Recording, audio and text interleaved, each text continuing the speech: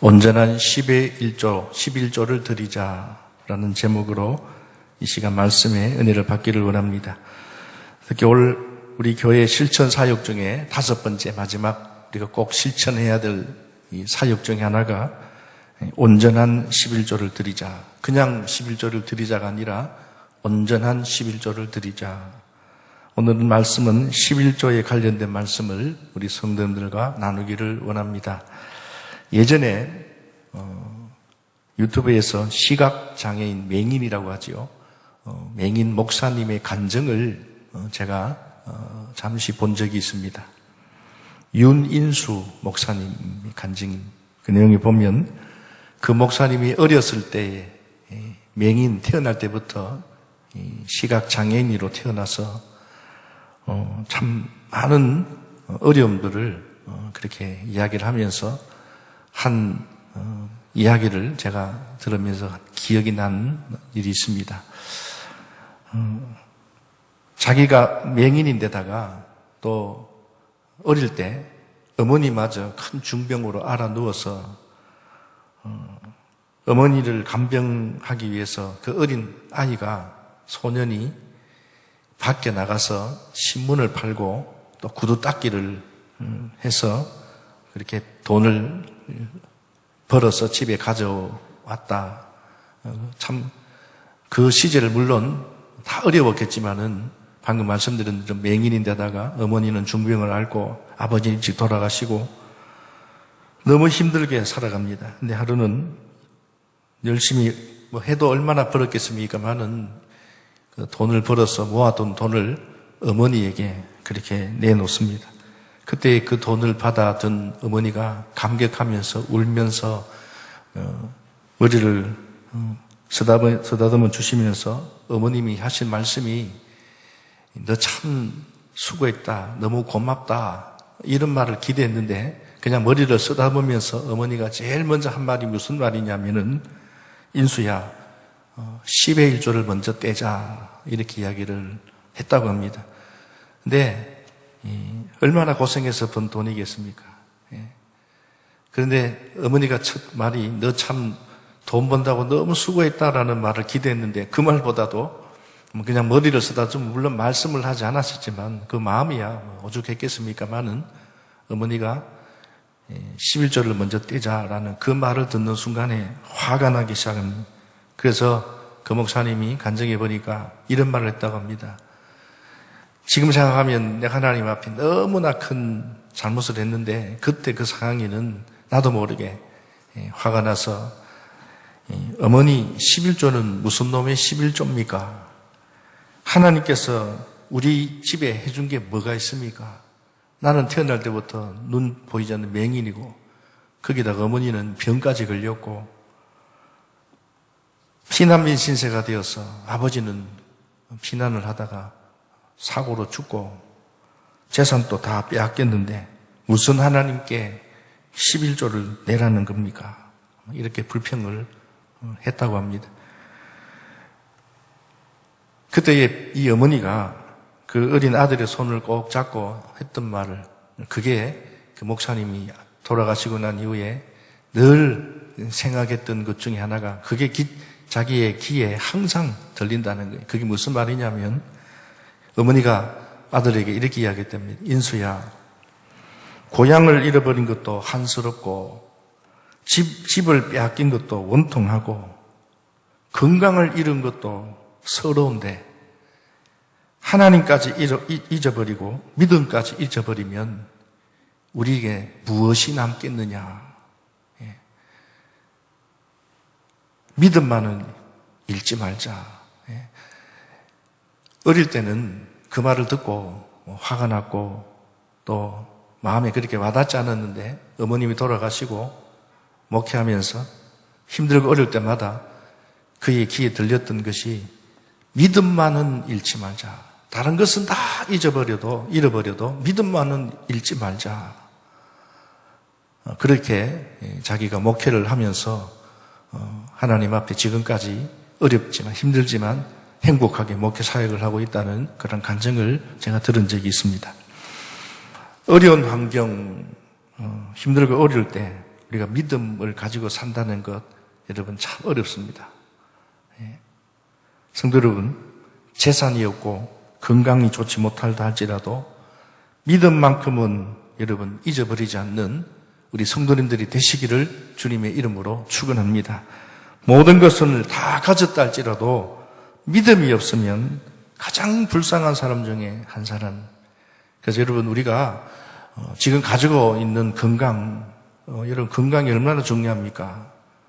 건강의 중요성을 모르는 사람은 아무도 없습니다. 아프신 분들 주위에도 보면 우리 교회는 특별히 어르신들이 많잖아요.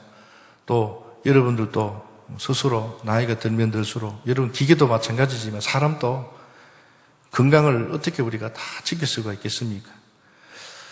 건강의 소중함도 알고요. 물질의 소중함, 돈이 얼마나 살아가는데 중요합니까? 근데 건강을 한번 잃어버리고 사업에 크게 실패를 하면요, 회복하기가 참 쉽지 않다 알고 있으리라 생각합니다. 그런데 이러한 것들을 버리면 안 되어야 되겠지만 때로는 그럴 때가 있잖아요. 건강을 우리가 잊어버릴 때가 있고요. 그러나 여러분, 다른 것은 다 잃어버려도 믿음만큼은 여러분 꼭 붙드시고 영적 부자가 되시기를 다시 한 번 더 주님의 이름으로 축원합니다. 오늘 본문은 예수님께서 고향 나사렛이라는 곳에 가셨을 때에 있었던 일을 오늘 우리에게 말씀하고 있습니다. 6장 1절에 보니까 예수님께서 거기를 떠나사, 지금 있는 그 장소에서 떠나서 어디로 지금 제자들과 함께 가고 있느냐 하면은 고향으로 가시니, 그 고향은 바로 나사렛이라는 지역입니다. 예수님께서 고향 집에 제자들과 방문을 하셨습니다. 그리고 안식일이 되어서 회당에 가서 말씀을 가르치고 또 병든 자들을 고치셨습니다. 자, 그런데 나사렛 동네 사람들이 예수님의 그 하는 말씀을 가르치는 사역, 그리고 안수에서 병자를 치유하는 사역을 보고 그들이 이상한 반응을 합니다. 마가복음 1장부터 2장부터 5장까지 2, 3, 4, 5장 이 4장에 걸쳐서 보면 예수님께서 큰 기적의 내용들이 많습니다. 거기 보면 사람들의 반응이 은혜를 받고 감격을 하고 말 그대로 예수님의 그 말씀에 다 감동을 받는데, 은혜를 받는데, 오늘 이 고향 나사렛의 이 사람들은 예수님이 이와 같은 모습을 보고 어떻게 말을 하느냐면 3절에 보니까 3절 끝절에 어떤 말씀이 나옵니까? 예수를 어떻게 해요? 배척하니라. 배척했다. 믿지 않았다. 이상하게 생각했다. 그래서 3절 말씀에 보면 마리아의 아들 목수가 아니냐, 야고보, 요셉, 유다, 시몬의 형제가 아니냐, 또 그 누이들이 우리와 함께 여기서 생활하고 있지 않느냐. 이 말은 무슨 말입니까? 이상하다는 겁니다. 결국 예수님은 오늘 본문 말씀을 통해서 고향 나사렛이라는 동네에서 아무 능력도 행할 수가 없었다는 겁니다. 5절을 보십시오. 거기서는 어디를 말하느냐? 나사렛이라는 동네를 말합니다. 여기서는 아무 권능도 행하실 수 없어 다만 소수의 병자에게 안수하여 고치실 뿐이었고, 이렇게 말씀하고 있습니다. 여러분, 마가복음 6장 오늘 1절부터 읽었습니다만은 마가복음 6장 이전에 말씀을 보시면 지금 예수님이 행하신 많은 기적의 내용들이 성경에 기록이 되어 있습니다. 어떤 기적을 기록하고 있냐면은 2장부터 5장까지 내용을 보면 여러 가지 그 중에 대표적인 것이 귀신 들린 자를 고치십니다. 또 문둥병자를 고치셨습니다. 또 중풍병자도 고치셨습니다. 또 그 당시에 손 마른 자, 또 혈류병 12년 동안 앓은 여인을 고치셨습니다. 또 12살 먹은 죽은 소녀를 살리셨습니다. 여러분, 이건 놀라운 기적 아닙니까? 의사가 할 수 있는, 사람이 할 수 없는 일을 예수님이 행하셨습니다. 이 내용이 2장, 3장, 4장, 5장에 계속해서 이런 역사들을 기록해 놓았습니다. 그런데 오늘 6장에 딱 들었으면, 오늘 읽은 본문을 말씀을 보시면 여기서 딱 중단이 됩니다. 왜 그렇습니까? 6장 이전의 예수님과 6장 이후에 오늘 예수님이 달라지셨습니까? 예수님의 능력이 갑자기 6장부터 나사렛에서 오자마자 그 능력이 떨어져서 지금 이런 일이 일어났습니까? 아닙니다. 예수님은 달라진 것이 없습니다. 달라진 게 무엇이냐면 바로 달라진 동네입니다. 무슨 말이냐면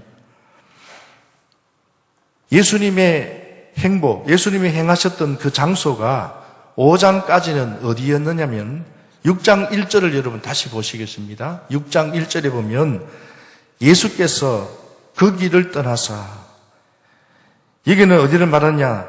가버나움이라는 지역을 말합니다. 이 가버나움이라는 지역에서 떠나서 고향으로 나사렛으로 이동했다는 겁니다. 6장 이전까지는 가버나움이라는 동네에서 예수님이 일하신 말씀을 전하고 있고요. 그리고 오늘 6장 말씀은 나사렛 동네에서 일하신 말씀이 기록이 되어 있습니다.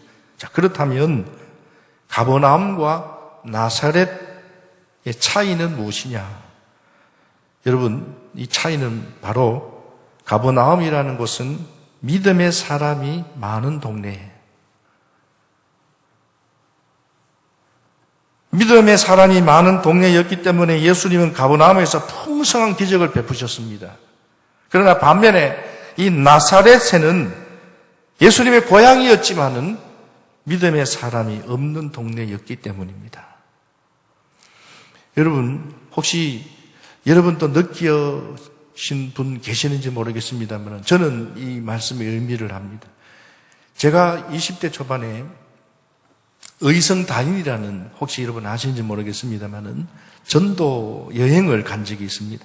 학교에서 두세 사람씩 말 그대로 무전여행처럼 4박 5일을 의성다인교회라는 곳에 우리가 거기에 짐을 풀고 교회에서 잠을 자고, 그리고 오전, 오후, 저녁은 일찍 시골이기 때문에 일할 수는 없지만 6시까지 아침 일찍부터 오후까지 일손을 돕고, 또 나머지 또 시간 프로그램 속에 가정마다 그 지역마다 전도 팀들을 나누어서 복음을 전했는데, 제가 지금도 기억납니다. 그 의성이라는 곳은 지역마다 다른 것 같아요. 복음을 받아들이는데 정말로 지금도 기억이 납니다. 세 사람이, 제가 그때 선배였던 것 같아요. 기억은 정확하게 누가 같이 갔는지 몰라서 세 사람이 갔는데, 마을에 사람들이 별로 없는데요. 할머니가 혼자 계셨고, 또 어떤 데 청년도 있었고, 그런데 그 길을 들어갈 때 다 들어오라고 이야기하고요.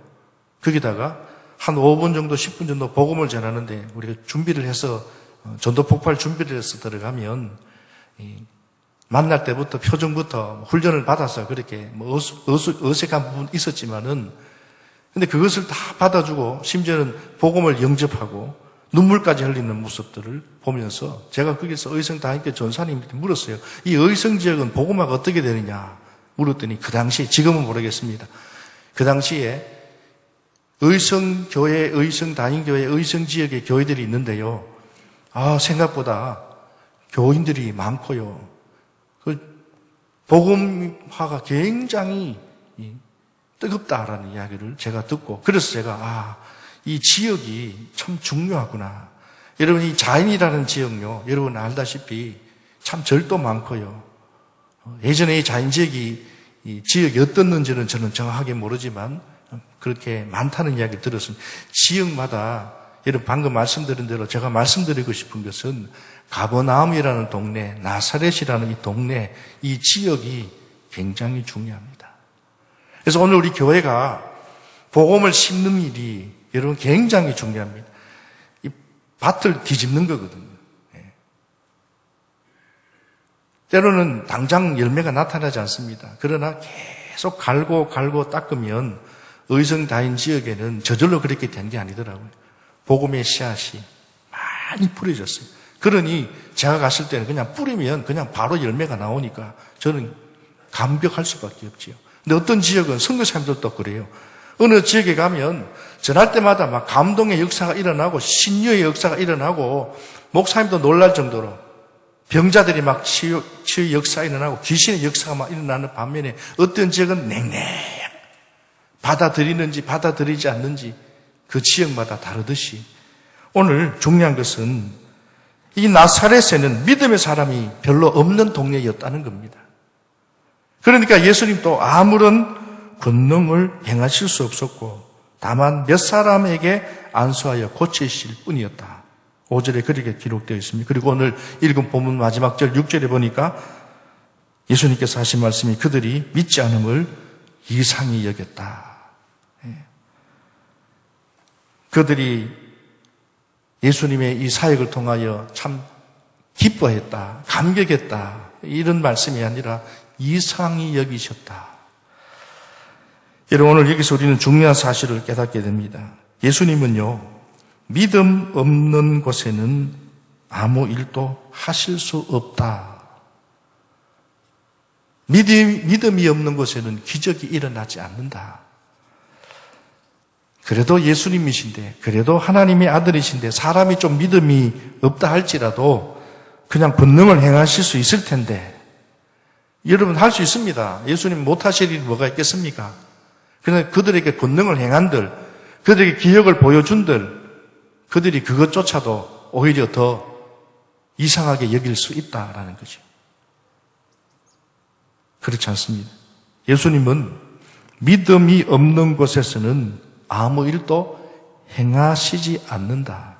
마치 철로가 없으면 더 이상 기차가 달릴 수 없는 것처럼 아무리 기차가 있어도 철로가 없으면 예수님이 우리에게 은혜를 베푸시고 기적을 베푸시려고 해도 믿음이 없으면 철로가 없으면 더 이상 기차가 달릴 수 없는 것처럼 오늘 우리에게 믿음이 없으면 주님이 일하실 수 없다라는 겁니다. 이 말씀은 예수님 당시만이 아니라 오늘도 동일합니다.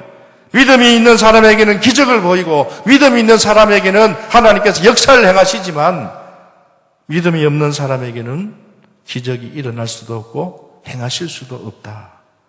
여러분 교회도 마찬가지입니다. 교회도 마찬가지입니다. 예수님은 지금도 살아계십니다. 예수님은 지금도 역사하십니다. 그러나 믿음이 있는 교회냐 믿음이 없는 교회냐 믿음이 있는 성도냐 같은 성도라도 믿음이 있는 성도냐 믿음이 없는 성도냐 여러분 교회의 숫자 중요합니다. 여러분 교회의 재정 풍성한 것 중요합니다. 여러분 교회에 재정이 없어서 교인들이 없어서 시골마다 성도들이 없어서 일할 일꾼이 없어서 여러분 해야 될 일은 많은데 교회가 또 전도지도 사야 되고 또 허물어진 곳을 또 수축하려면 돈도 필요하고 재정도 필요하고 여러분 그렇잖아요. 중요합니다. 이거 중요하지 않는 게 아니에요. 하지만 이것보다 더 교회가 중요한 것이 있습니다. 여러분 그것은 바로 믿음입니다. 히브리서 11장 6절 말씀에 믿음이 없이는 기쁘시게 못하나니 누구를요? 하나님을 기쁘시게 못한다는 겁니다. 여러분 교회가 일을 할 때는 믿음의 사람이 있어야 합니다. 물론 교회에서 믿음이 없어도 일할 수 있습니다. 하지만 믿음이 없이 일하면요 본인은 열심히 일하지만 주님이 안 계신 열심이기 때문에 자기 의만 드러내고 사람들이 안 알아주면 상처받고 심지어는 사람들에게 상처를 주고 무엇보다도 주님을 힘들게 합니다. 중요한 이야기입니다. 그래서 여러분 교회는 믿음이 있는 교인들이 많아야 한다. 저는 우리 자연제일교회에 오늘 여기 앉아 계시는 분들이 그냥 이름만 성도가 아니라 믿음이 큰, 믿음이 풍성한 우리 성도님들이 다 되시기를 주님의 이름으로 축원합니다. 교회가 믿음이 있는 게 아니에요. 교회 안에 성도들이 믿음이 있는 교회를 말하는 겁니다. 교회가 크다고 해서 믿음이 있는 게 아닙니다. 교회가 작다고 해서 믿음이 없는 교회가 아닙니다. 그러므로 교회가 정말로 자랑해야 할 것은 우리 교회에 유명한 공직자가 교회를 다닌다. 억대 부자가 몇 명 있다. 여러분, 그렇다고 해서 공직자, 억대 부자 교회에 나오지 말라는 뜻 아닙니다. 오해하지 마십시오. 있으면 얼마나 좋습니까? 교회 이름도 나고. 그런데 그보다 정말 교회가 자랑해야 할 것은 여러분 아시리라 생각합니다. 우리 교회의 자랑은 믿음의 사람들이 있다. 그래서 그분을 통해서 하나님이 일하신다.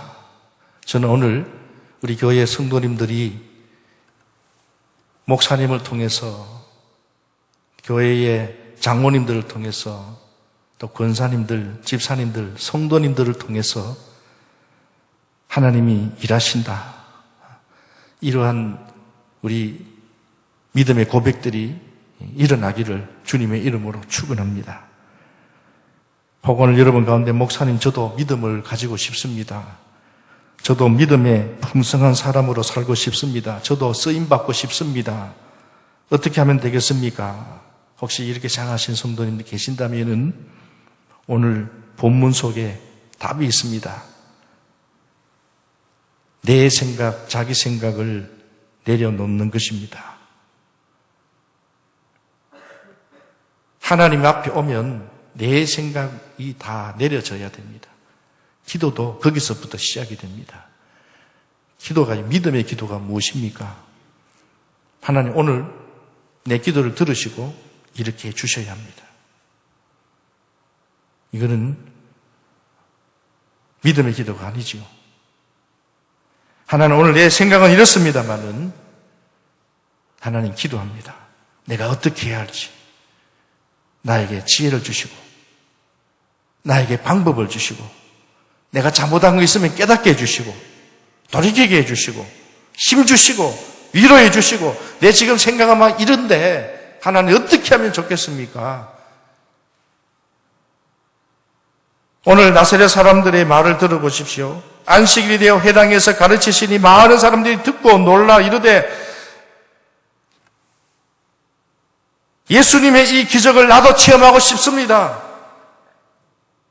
예수님의 이러한 말씀에 내가 은혜 받기를 원합니다. 비록 목수의 아들이었지만은 아닙니다. 하나님의 아들입니다. 이런 생각, 이런 믿음을 가져야 되는데 오늘 이들은 회당에서 가르치시는 많은 사람들이 듣고 놀랐다고 했습니다. 그럼에도 불구하고 이 사람이 어디서 이런 것을 얻었느냐? 이 사람이 받은 지혜와 그 손으로 이루어지는 이런 권능이 어찌 됨이냐? 이 말은 부정적인 말입니다. 말도 안 되는 이야기다. 목수가 아니냐? 야고보, 요셉, 유다, 시몬의 형제가 아니냐? 어릴 때부터 내가 봤던 그 예수가 아니냐? 그런데 무슨 권능을 행하느냐? 자기 생각, 듣고 보는 대로 분석하고. 그러니까 성경에 2절, 3절에 보니까 이 사람이 세 번이 나오고요. 아니냐, 아니하냐, 세 번 나옵니다. 이 말은 무슨 말입니까? 결국은 예수를 하나님의 아들로 믿지 않았다는, 그러니까 배척했다. 자기 생각에 강한 사람은요, 말씀을 받아들이기가 쉽지 않습니다. 그래서 여러분 세상 사람들이 교회에 딱 앉히면 교회 오는 것조차도 힘들지만 앉아있으면 말씀이 확 들어오는 것이 아니라 때로는 막 튕겨나갑니다. 왜요? 여전히 내 생각 가운데 살아왔기 때문에. 그런데 그 말씀이 계속 침투해서 말씀에 젖어가면 은혜를 받으면 어떻게 됩니까? 내 생각들이 잘못되었구나. 내 주장이 잘못되었구나. 내 했던 말이 참 큰 잘못이었구나. 이제는 내가 내 생각, 내 말대로가 아니라 하나님 말씀대로 살아야 되겠구나. 교회가 이래야 되는 것 아니냐. 전도회는 저렇게 해야 되는 것 아니냐. 구역은 그래야 되는 것 아니냐. 여러분, 이렇게 말해서 안 된다는 겁니다. 바뀌어져야 합니다. 어떻게 해요? 주님, 제가 교회를 위해서 내가 해야 될 일이 무엇일까요? 나에게 믿음을 주십시오. 우리 전도회, 우리 구역을 위해서 제가 할 수 있는 일이 무엇입니까? 하나님 나에게 가르쳐 주세요. 나를 사용해 주세요. 여러분, 이러한 마음으로 나를 내려놓으면 하나님이 오늘 나를 사용하십니다. 아니, 정확히 말하면 내 믿음을 하나님이 사용하신다는 거예요. 하나님은 사람을 보는 것이 아니라 그 사람의 믿음을 보시고 하나님은 사용하신다는 겁니다. 내가 어떤 직책을 가지고 어떤 유명한 사람이 중요한 것이 아니라 그 사람의 믿음을 보시고 하나님은 일하신다는 사실을 믿으시기를 주님의 이름으로 축원합니다. 말씀을 정리합니다. 성도 여러분, 오늘 우리가 드린 11조, 형식적으로 의무적으로 드리는 것이 11조가 아닙니다. 그래서 여러분 성경에 보면 말라기서에 보면 11조에 대해서 구체적으로 말씀하고 있습니다. 거기 보면 온전한 11조를 이야기합니다. 여러분 따라서 하겠습니다. 믿음으로 드려야 온전한 11조입니다. 형식적으로 내가 목사니까 의무적으로 내가 교회 다니니까 국민은 의무가 있잖아요. 그래서 11조도 의무로 생각을 합니다. 물론 의무 맞습니다. 그러나 그 차원을 뛰어넘어서 믿음으로 드려야 합니다. 구약 말라기 시대에 이스라엘 백성들과 제사장들이 하나님께 온전한 11조, 온전한 제물을 드리지 않았습니다. 드리긴 드렸습니다. 11조를 드렸습니다. 절기 예물을 드렸습니다. 헌금을 했습니다. 오늘처럼 건축 헌금, 성교 헌금, 주일 헌금, 각양의 헌금을 했습니다. 그런데 주님은 받지 않겠다고 말씀하셨습니다. 왜요? 주님은 우리보다 더 잘 알고 더 보시고 우리의 속 중심까지 보시는데 중요한 것은 믿음의 10의 1조, 믿음의 예물이냐 아니냐를 주님은 보신다는 겁니다. 액수가 얼마냐가 중요한 것이 아니라 정성이 얼마나 중요한 것이 아니라 그 정성도 믿음의 정성이 돼.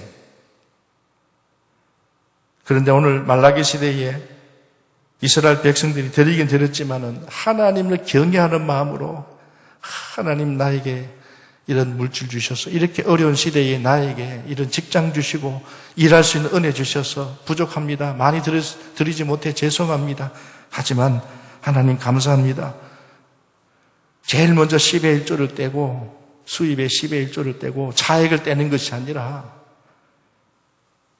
그런데 이스라엘 백성들은 더러운 떡, 눈먼 희생제물 병든 것 다시 말하면 온전치 못한 것들을 하나님 앞에 드렸다는 거예요. 먹고 남은 것. 여러분 오늘도 여러분 주위에 우리가 뭔가를 구제하고 베풀 때 내가 집에서 먹고 남은 찌끄레기를 주면 그 사람은 몰라요. 주는 것으로만 알지요. 만약에 여러분 그걸 알면 여러분 어떻습니까? 기분 나쁘지요. 물론 나눠 먹을 수는 있어요. 그러나 가족들끼리는 나눠 먹을 수가 있고요. 근데 누구에게 우리가 베풀 때는 이왕이면 좋은 거. 주의 종에게도 바칠 때 여러분 그렇게 하시잖아요. 이왕이면 좋은 거, 귀한 거. 하물며 우리 하나님 앞에 드리는 예물을 온전하지 못한 것은 믿음이 없는 것입니다. 어찌 하나님이 받으시겠습니까? 그래서 하나님은 성경의 말라기 보니까 오늘 시간상 말라기 말씀을 제가 살펴보지는 않지만 여러분 아시리라 믿습니다. 이러한 예물은 하나님이 기뻐하시지 않는다. 심지어는 화가 임한다라고까지 말씀하셨습니다. 그러므로 성도 여러분 오늘 우리 교회가 원래만은 아닙니다만은 하나님 앞에 예물을 드리는 것은 준비해야 합니다.